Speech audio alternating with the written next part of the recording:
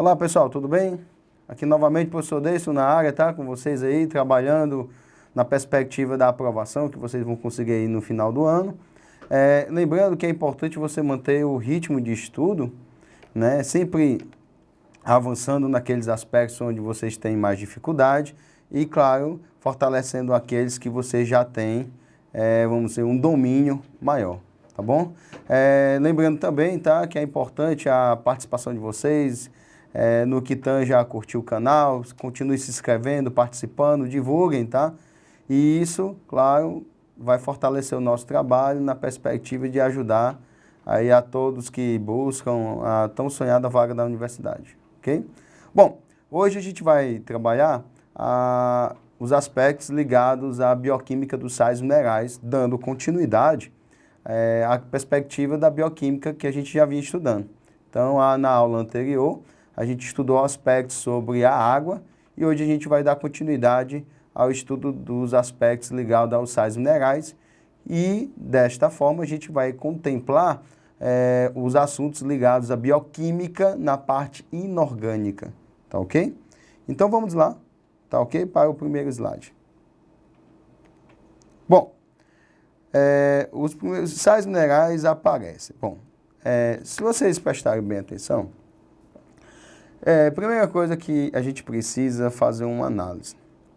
Onde estão a concentração do caso dos sais minerais?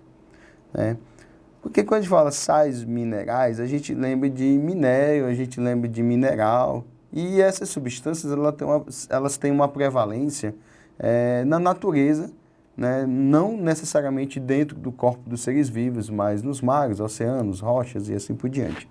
Então, assim, sais minerais, eu posso encontrar eles de diversas formas, sendo eles solúveis, insolúveis, tá? Mas eu posso encontrar ele em diversos locais e de diversas formas, ou isolados ou combinados, né? Trabalhados em laboratório, enfim.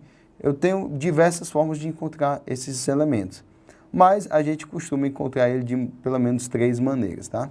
Como vocês podem ver no slide aí, a primeira maneira é dissolvidos na forma de íons na água do corpo, ou mesmo, tá? Quando a gente fala dissolvidos na água do ambiente, tá? No geral, ou seja, dos ecossistemas, nos mares, oceanos, rios, né? Lagos, lagoas, enfim. Então, esses minerais se encontram de diversas formas de distribuição, né? Diluídos e, claro, em diversas proporções de concentrações e tipos de mineral diferente, de acordo com o ambiente que a gente vai fazer o tratamento, ok? Então, isso aí é uma das formas de a gente encontrar os sais minerais. A segunda é formando cristas como o carbonato, né? Cristais de carbonato de fosfato, ou seja, na química, vocês estudam que os minerais, eles podem estar em forma de íons, tá? Porque o que é basicamente a diferença de átomos e íons? Os átomos, né, são as unidades ou as menores partículas formadoras de matéria que compõem o que nós chamamos de moléculas, e essas moléculas vão constituir os seres vivos. Então, geralmente, os átomos ou os elementos, né, os elementos químicos também, que são constituídos do conjunto de átomos iguais, eles podem se encontrar de uma maneira neutralizada ou ionizada. Então, quando eles formam os cristais de sais, quer dizer que eles vão reagir com um ou outro sal mineral diferente e vai formar os chamados sais minerais, pelo menos moléculas de sais minerais, como o cloreto de sódio, que é o sal de cozinha. Tá? Ele é formado por sódio e por cloro. E esses elementos, eles se estabilizam, segundo lá na química lá do professor Alan, também aí, tá? Assistam as aulas do professor Alan, no nosso canal. Ele fala também, talvez, em algum aspecto sobre estabilidade eletrônica. Então, esses minerais, eles se associam para buscar a estabilidade eletrônica, que vai, né, buscar a mesma condição do grupo dos chamados gases nobres.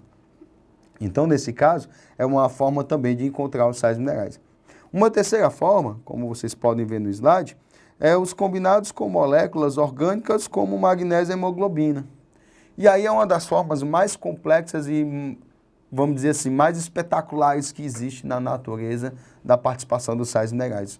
Os sais minerais, eles são conhecidos como substâncias do grupo dos reguladores.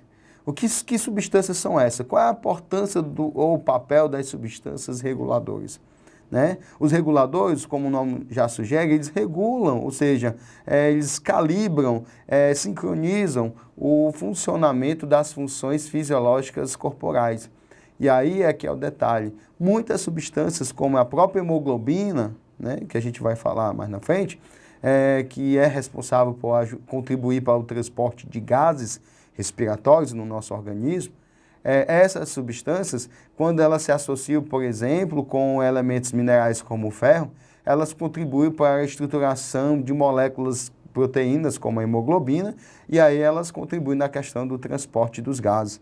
Então, isso é uma das maneiras mais espetaculares que tem, né, de funcionamento ou de participação de sais minerais, pelo menos assim, no âmbito do corpo humano ou dos demais seres vivos que as necessitam, né, dessas substâncias. Então nós podemos encontrar ou isoladamente ou como componentes minerais associados ou associando ou regulando funções de moléculas orgânicas nos organismos. Então, temos essas três formas, tá bom? Avançando no slide, nós temos a classificação dos sais minerais, tá? É importante que a gente, né, aqui para mim, é importante que a gente tenha um certo cuidado quando a gente fala sobre a questão da classificação. Porque assim, eu posso classificar os sais minerais de diversas formas, né? Por exemplo, eu falei anteriormente que a gente poderia classificar os sais minerais enquanto a sua solubilidade, ou seja, aqueles que se dissolvem, por exemplo, em solventes como a água e aqueles que não se dissolvem. E aí eu chamo de elementos classificados em solúveis e insolúveis, tá? Mas eu também tenho outros critérios de classificação. E esse que nós vamos ter aqui no nosso material é exatamente pela necessidade enquanto quantidade na participação de funções fisiológicas no organismo. Por quê? Porque quando a gente tem a necessidade de minerais, por exemplo, na alimentação, na ingestão em geral, eu tenho para alguns elementos uma grande necessidade e eu tenho para outros uma baixa necessidade. Isso não quer dizer que eu tenha elementos de maior ou menor importância. Pelo contrário, todos são importantes, senão não haveria necessidade de ingeri-los. A questão é que alguns eu tenho a necessidade de uma maior ingestão e outros uma menor ingestão, de acordo, claro, com a dieta respectiva, tá? Então, claro, por isso que a gente divide ou faz essa classificação enquanto necessidade quantitativa de minerais, tá certo? Então, se vocês olharem aí, nós temos os macronutrientes. Olha o prefixo. Gente, sempre é importante vocês darem ênfase ou atenção à formação dos prefixos. Macro quer dizer grande quantidade, ou seja, é uma necessidade de uma grande quantidade de elementos para que ele possa fazer o seu papel funcional no organismo, né? Então, nós temos aí, por exemplo, o cálcio, o magnésio, o enxofre, fósforo, potássio, nitrogênio, claro, entre outros.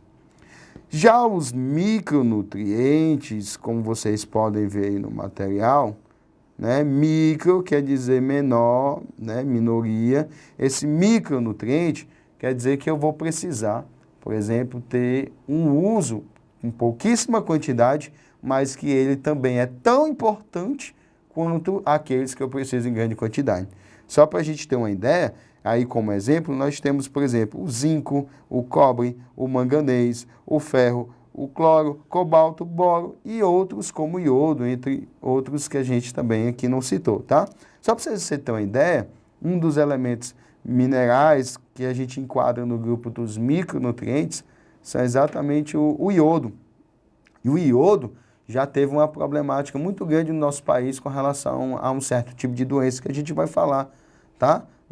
Em outra parte da nossa aula. Então, nesse caso, eu tenho, por exemplo, uma questão de um elemento mineral, onde eu vou precisar fazer o equilíbrio de um certo funcionamento corporal e, claro, eu preciso dele em pequeníssimas quantidades, mas ele é necessário, tá certo?